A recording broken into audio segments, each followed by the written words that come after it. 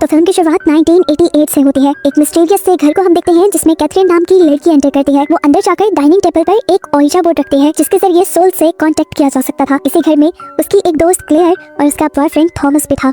ओइजा board game खेलने से पहले कैथरीन इन दोनों को बताती है कि माना जाता है ये घर बहुत ज्यादा हॉन्टेड है। इस घर में सालों पहले कई मर्डर्स भी हुए हैं। खैर ये लोग अब ओइजा बोर्ड गेम को खेलना स्टार्ट कर देते हैं। पहले तो इनके दिल में कोई डर नहीं, लेकिन जैसे ही इन्होंने ओइजा बोर्ड की प्लानचेट पर हाथ रख के यहाँ पर पूछा कि हमारे अलावा अगर कोई चीज यहाँ पर है तो अपने होने का एहसास दिलाई, तो एकदम से उस एंटिटी ने, उस सोल ने कैथरीन का हाथ पकड़ लिया। कैथरीन बुरी तरह घबरा गई। उसने ओइजा बोर्ड के ऊपर से हाथ उठा लिया और तभी उसी स्पिरिट ने उनके सामने क्लेयर को, यानी उसकी दोस्त को, कुर्सी से पीछे खींच लिया, अंधेरे में खींच लिया और वो मिली ही नहीं। ये सब देखते हुए थॉमस डरकर वहाँ से भाग गया और जब कैथरीन अपनी दोस्त को ढूंढने के लिए उठी तो उसे ऐसा फील हुआ जैसे उसके पीछे कोई खड़ा हो। पीछे मुड़कर उसने देखा तो ये एक अजीब सी एंटिटी थी जिसे वो सही तरह देख नहीं पाई। उससे पहले ही उस एंटिटी ने उसे उठाकर घर से बाहर फेंक दिया और सीन यहीं से सालों बाद शिफ्ट हो गए। अब हमें लॉरी और लॉरी की मॉम को दिखाया जाता है जिनको घर के इंस्टॉलमेंट ना देने की वजह से घर खाली करने का ऑर्डर मिल चुका है। ये लोग अब अपना सामान पैक करने लग जाते हैं और यहाँ लॉरी अपनी मॉम से परमिशन मांगती है अपने पुराने घर जाने की, क्योंकि उसे एक बुक की रिसर्च करनी थी और ये बुक पैरानॉर्मल चीजों पे बेस्ड थी। इनका पुराना घर भी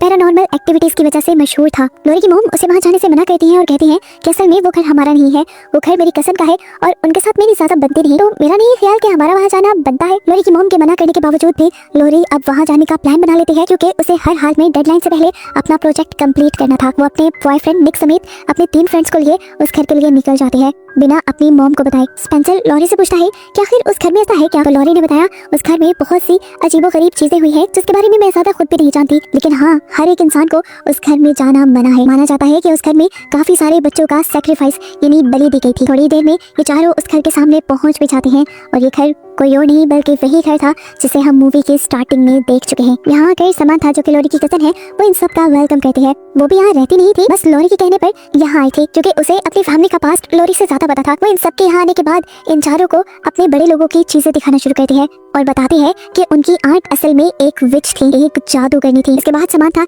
इन सबको इनका रूम दिखा देती है। अब टीना, लॉरी की एक फ्रेंड, जिस रूम में रुकी थी उस रूम में बेड पे एक डॉल भी थी जिसकी आंखें अजीब सी थी। टीना ने जब उसकी आंखों में देखा तो ऐसा लगा जैसे उस डॉल ने उसे पोसेस कर लिया है। वो बिना पल के झपकाए इस डॉल को देखती रही और काफी देर तक ऐसे ही बैठी रही, यहाँ तक कि उसके फ्रेंड ने आकर उसे बुलाया नहीं। उसके फ्रेंड के बुलाने पर वो उस डॉल के पोजीशन से बाहर निकल आई। यहाँ लॉरी अब इस पूरे घर को चेक करने लग गई थी। चेक करते हुए जैसे ही वो बेसमेंट में गई तो उसे वहाँ पर एक ओइजा बोर्ड मिला। लॉरी जब इसे देख रही होती है तो उसे किसी के चलने की आवाज आती है। ये टीना ही थी जो उससे बात करने के लिए आई थी। उसके यहाँ आने से पहले ही लॉरी ने वो ओइजा बोर्ड वहीं पे रख दिया। तभी इनका दोस्त स्पेंसर इन्हें आवाजें लगाते हुए आ गया तो लॉरी टीना को लेकर इस रूम से बाहर चली गई और उसने इस रूम का दरवाजा बंद कर दिया। डिनर टेबल पर समांथा इन सबको बताती है कि किसी को भी इस घर में रहने की इजाजत नहीं है और तुम लोग इल्लीगल इस घर में रह रहे हो। अब स्पेंसर उससे उस कहानी के बारे में पूछता है जो बच्चों की इस घर में कुर्बानी के बारे में मशहूर थी। समांथा अब कहानी सुनाना शुरू करती है और बताती है कि उसकी आंटी और उसकी सिस्टर्स सभी अच्छी विचेस थी। वो एक साथ एक फैमिली की तरह रहते थे। ये सारी लेडीज मिलकर बहुत ज्यादा होली प्रैक्टिसेस करती थी और अपनी पावर्स को वो पत्थरों में बंद कर देती थी।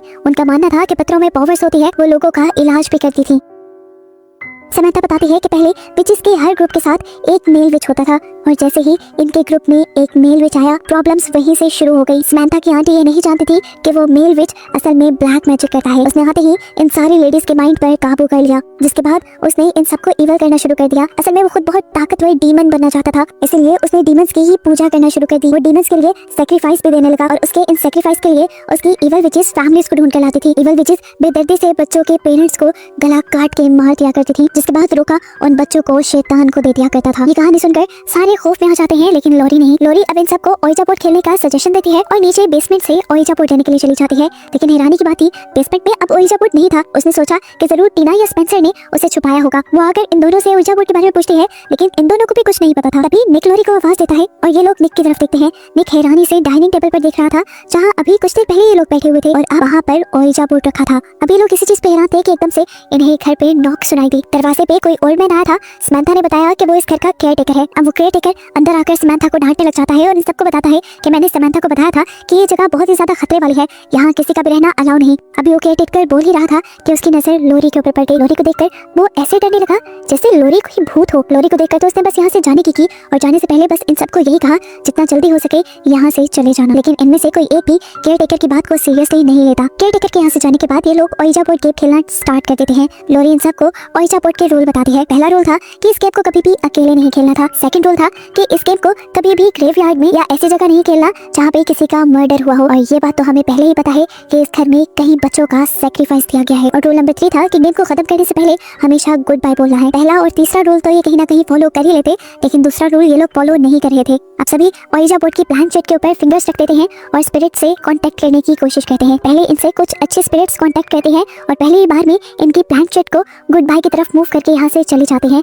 मतलब ये स्पिरिट्स इनके साथ ये गेम नहीं खेलना चाह रही थी। ये लोग दोबारा इसी गेम को ट्राई करते हैं और इस मरतबा इन्हें कोई दूसरी स्पिरिट मिलती है जो इनसे गेस वर्ड गेम खेलने को कहती है। ये लोग एक भी वर्ड गेस नहीं कर पा रहे थे और इस गेम को काफी एंजॉय भी कर रहे थे। आखिर ये लोग थक जाते हैं और बिना गुड बाय कहे उठने लग जाते। मतलब ये कि ये सब लोग अब ओइजा बोर्ड का तीसरा रूल भी तोड़ रहे थे। जबकि दूसरी तरफ अब हमें लॉरी की मॉम को दिखाया जा रहा था। लॉरी की मॉम को किसी का फोन आता है और जैसे ही वह आवाज सुनती है तो वो उससे कहते हैं थॉमस। और उसकी इस बात से हमें ये पता चल जाता है कि ये केयर टेकर और कोई नहीं बल्कि सालों पहले दिखने वाला थॉमस ही था। और लॉरी की मॉम भी कोई और नहीं बल्कि फिल्म के स्टार्ट में दिखाई जाने वाली कैथरीन ही। थॉमस ने अब कैथरीन को बताया कि तुम्हारी बेटी लॉरी अपने दोस्तों के साथ उसी घर में आई हुई है। ये सुनकर कैथरीन घबरा गई और उसने थॉमस से कहा कि तुम्हें हर हाल में उन्हें वहाँ से निकालना होगा। लेकिन थॉमस सॉरी कहकर फोन कट कर देता है। अब वो गाड़ी स्टार्ट करके यहाँ से जाने ही वाला था कि एकदम से उसे अपनी कार की पिछली सीट पर किसी की परछाई दिखाई दी, जिसे देखकर वो डर गया। उसने गौर किया तो ये रोका की स्पिरिट थी, उसी इवल विज़ार्ड की स्पिरिट थी जिसने कई बच्चों का सैक्रिफाइस दिया था। और अब वो थॉमस की भी गाड़ी कंट्रोल करके उसका एक्सीडेंट करवा के उसे मार देता है। यहाँ अब उस डरावनी घर में हम समांथा को देखते हैं जिसे ऊपर से आवाजें आ रही थी। वो चेक करने के लिए ऊपर गई तो उसे कमरे में सिर्फ एक डॉल मिली, जिसे जब उसने उठाया तो उसके अंदर से दोबारा आवाजें आने लग गई। समांथा ने डरकर डॉल गिरा दी और पीछे की तरफ हुई और तभी उसकी आंखों के सामने दरवाजा खुद ब खुद बंद हो गया और उसका डर से बुरा हाल हो गया। यहाँ नीचे देखने को मिला कि टीना अपनी पूरी बॉडी को एक ओइजा बोर्ड बनाकर निकल आती है और उसके दोस्त उसी के ऊपर ही खेलने का डिसाइड करते हैं। ये लोग पास पड़ा एक स्टोन उठा लेते हैं और उससे गेम खेलना शुरू करते हैं। लेकिन अचानक ही कुछ उल्टा हो जाता है। स्पिरिट उनके सवालों के जवाब देने के बजाय उस स्टोन को मूव करने लग जाती है जिस स्टोन के जरिए ये खेल रहे थे। मूव करते करते वो स्टोन टीना के मुंह के अंदर चला गया और उसके हलक से होता हुआ उसके पेट में चला गया। टीना दर्द से चिल्लाने लगी। उसकी खराब तबीयत को देखते हुए ये लोग उसे हॉस्पिटल ले जाने का फैसला करते हैं। ये लोग उसे अपनी गाड़ी में बिठा लेते हैं, लेकिन जितनी भी मर्तबा ये लोग गाड़ी इस जगह से निकालने की कोशिश करते हैं, घूम फिर कर वापस इसी घर के सामने आ जाते हैं। लॉरी इन सब चीजों से परेशान होकर इन्हें कहते हैं कि हमें ओइजा बोर्ड को खत्म करना होगा, फिर ही हम इन चीजों को खत्म कर पाएंगे। ये लोग यहाँ मिलकर ओइजा बोर्ड को जलाने लग जाते हैं और इतनी देर में इनके पीछे थॉमस आ जाता है, केयर टेकर जिसका अभी रोका ने एक्सीडेंट करवाया था। वो अभी जिंदा था। वो आकर इन सबसे कहता है कि तुम सब मारे जाओगे। वो यहाँ आ चुका है। ये कहते ही उसने अपने आप को शूट करके मार डाला। इस नजारे से ये सब लोग और भी ज्यादा घबरा गए और फौरन इन्होंने इस जगह को छोड़कर जाने का फैसला किया। लेकिन जब ये कार के पास गए तो देखा कि इनकी कार भी पंचर हो चुकी थी। ये लोग अब पैदल ही इस जगह से भागने का सोचते हैं, लेकिन अचानक टीना के पेट में बहुत ज्यादा दर्द होने लग जाता है और ये लोग टीना को लेकर वापस घर के अंदर आ जाते हैं। थकान इनको बहुत ज्यादा हो चुकी थी। कुछ ही देर में ये सब लोग यहाँ सो गए। थोड़ी देर बाद निक की आंख खुलती है कुछ अजीब से शोर से। वो देखता है कि टीना उनके पास नहीं थी। उसने सीढ़ियां चढ़कर देखा तो टीना लगातार अपना सर दीवार पे मार रही थी। उसकी हालत काफी अजीब थी। उसने टीना को जैसे ही कंधे से पकड़कर अपनी तरफ किया तो उसकी आंखें देखकर वो घबरा गया। उसकी आंखें सफेद पड़ चुकी थी। वो डर गया। उसने फौरन लॉरी और स्पेंसर को बुलाया। इन दोनों के यहाँ आते ही टीना बेहोश हो जाती है, जिसे दोनों लड़के पकड़ लेते हैं। जबकि लॉरी नोटिस करती है कि जहाँ पर टीना सर मार रही थी उसके पीछे का थोड़ा सा वॉलपेपर फटा हुआ था। लॉरी ने खींचकर वो वॉलपेपर पूरा हटा दिया और देखा कि वहाँ पर एक लेटर पी लिखा हुआ है। लॉरी को बहुत अजीब लग रहा था। उसे शक हुआ कि शायद ये घर एक ओइजा बोर्ड है। इस घर को ही ओइजा हाउस बनाया गया है। यही सोचते हुए उसने अपने दोस्तों से टीना के ऊपर हाथ रखने को कहा और जैसे ही तीनों ने मिलकर उसके ऊपर हाथ रखा तो वो भागते हुए इन्हें खींचकर एक और दीवार के पास ले गई और उसने अपना सर भी उस दीवार में मारा। लॉरा ने वहाँ से दोबारा वॉलपेपर हटाया तो वहाँ पर लेटर एल लिखा था। ये लोग दोबारा जब टीना के ऊपर हाथ रखते हैं तो टीना इन्हें खींचकर एक दूसरी दीवार की तरफ ले जाती है और वहाँ पर सर मारती है। वहाँ का पेपर हटाया जाता है तो वहाँ ए लिखा हुआ था और लॉरी समझ गई कि जो स्पिरिट इस घर के जरिए उनसे बात कर रही है वो इनसे कहना चाहती है प्ले गेम, यानी मेरे साथ खेलो। लॉरी अपने शक को दोबारा टेस्ट करने के लिए स्पेंसर और निक से इस पूरे घर के वॉलपेपर को फाड़ने को कहती है और जैसे ही ये सब लोग वॉलपेपर फाड़ना शुरू करते हैं तो नीचे कई लेटर्स दिखाई देते हैं, जिससे लॉरी का शक बिल्कुल साफ हो जाता है कि ये घर एक ओइजा हाउस से था। इस घर को एक ओइजा बोर्ड की तरह बनाया गया था जिसमें स्पिरिट्स को कैद किया जाए। अब लॉरी यहाँ पर मौजूद स्पिरिट से सवाल करती है कि आखिर तुम हो कौन, और हमें फिल्म में एक के बाद एक 4 लेटर दीवार पे लिखे दिखाए जाते हैं जिनको मिला के लफ्ज बन रहा था लोका, यानी वो इवल विज़ार्ड लोका की स्पिरिट थी जो इनके साथ खेल रही थी। लॉरी इसके बारे में सुनकर थोड़ा घबरा गई और जैसे ही पीछे हुई तो अलमारी से टकरा गई। अलमारी से आगे हुई तो एकदम से अलमारी खुल गई और उसमें से समंथा की लाश निकलकर उनके ऊपर गिर गई, जिसकी बॉडी को देखकर लोरा बिल्कुल टूट गई। समंथा ने तो उसका बहुत साथ दिया था, उसकी मॉम की परमिशन के बगैर ये घर खोल के दिया था और अब उसकी वजह से उस बेचारी की जान ही चली गई थी। निक और स्पेंसर उसे यहाँ पर रिलैक्स करते हैं और तभी उसकी नजर दरवाजे पे पड़ती है जहाँ पे गुड बाय लिखा था। ये देखते ही लोरा जल्दी से निक और स्पेंसर से इस घर से निकल जाने को कहती है। ये तीनों घर से निकलने के लिए भागते हैं, लेकिन जितनी भी मर्तबा ये भागने की कोशिश करते हैं घूम फिर कर उसी कमरे में आ जाते हैं। ये घर जैसे उनके लिए एक मेज बन गया था, एक भूल भुलैया बन गया था।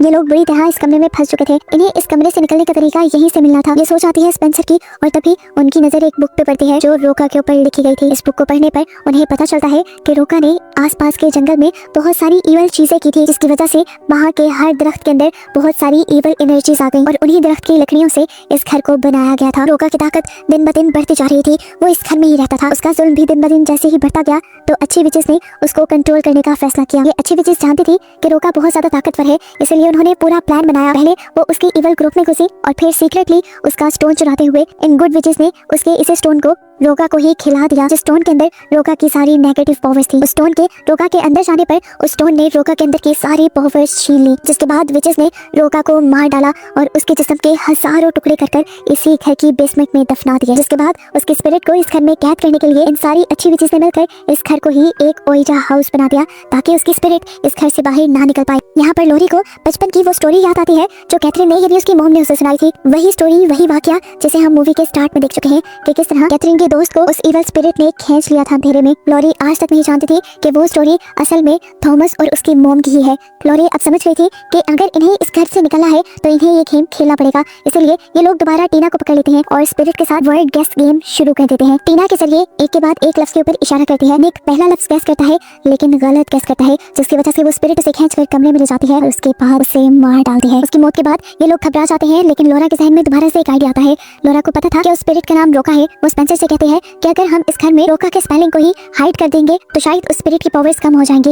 ये लोग अब जल्दी से एक टेप के जरिए रोका वाले वर्ड्स को ढक देते हैं और ऐसा करते ही इन्हें लगता है कि ये लोग आजाद हो गए, लेकिन ठीक उसी टाइम पर किसी ने पीछे से स्पेंसर को खींच लिया। लोरी जब देखती है कि ये रोका को छुपाने वाला मेथड भी काम नहीं किया तो वो अब टीना के पास जाती है और उससे कहती है आई एम सॉरी, लेकिन मुझे ये करना ही पड़ेगा। ये कहते ही उसने चाकू उसके पेट में स्टैब कर दिया और उसका पेट काटते हुए उसके पेट से उस स्टोन को बाहर निकाल लिया। स्टोन के बाहर निकालते ही टीना एकदम से होश में आ जाते हैं। उसकी आंखें अभी भी सफेद और भयानक थी। उसके बैठते ही हम देखते हैं कि दीवार पे से आर वाली टेप्स उतर जाती हैं। इससे पहले कि अब टीना लोरी के ऊपर हमला करती, पीछे से स्पेंसर आकर जल्दी से टीना को शूट कर देता है, लेकिन इन गोलियों का भी टीना के ऊपर कोई असर नहीं हुआ था। वो दोबारा से जिंदा होकर उठ खड़ी हुई थी और अब टीना जल्दी से स्पेंसर के ऊपर हमला करने के लिए उसकी तरफ बढ़ती है। इससे पहले कि वो स्पेंसर को काट देती, पीछे से लोरी ने जाकर आर वाले लेटर को ढक दिया और उसकी पावर्स जैसे कम हो गई। असल में आर लेटर को दोबारा से हाइड करने की वजह से रोका दोबारा से कैद हो गया था। उसी ने टीना की बॉडी को पोसेस किया हुआ था और उसके टीना की बॉडी से निकलते ही टीना गिर पड़ी, वो मर गई। यहाँ पर इस टाइम सिर्फ दो ही लोग जिंदा बचे, जो थे स्पेंसर